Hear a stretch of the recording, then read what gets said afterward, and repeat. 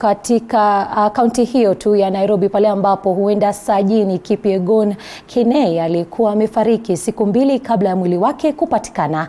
Haya ni kulingana na mpasuaji wa serikali Johansen Odor, ambaye anasema kuwa mwili wake Kenei ulikuwa umeanza kuoza. Odor aliongoza shughuli nzima ya upasuaji wa mwili wake Kenei, ambao ulisimamiwa na wapasuaji watatu waliowakilisha familia na wawili serikali. Asubuhi na mapema na familia ya Sajini Kipyegon ilifika hapa na nia ya kuona mwili wake. Moja kwa moja walitiririka.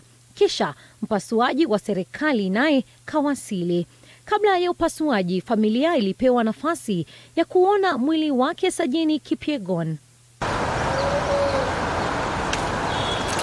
Baba mtu kaongoza familia huku maji yakizidi unga. Baada ya masaa mawili na ripoti ya upasuaji ikawasilishwa. We've taken samples. We've taken samples for toxicological analysis. We've taken also swabs from the hands and where we saw the injuries for any soot from the firearm, yes, which are going to be analyzed. Swala ibuka likiwa, je, Kipyegon alikufa lini?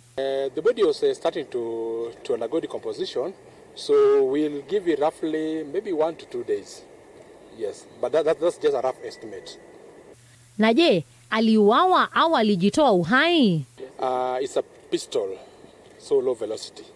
Yes. Any other bruise marks on the body? There are no other bruises we saw.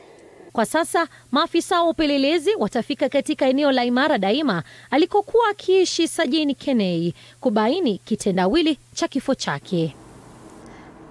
Bila shaka ni taarifa ambayo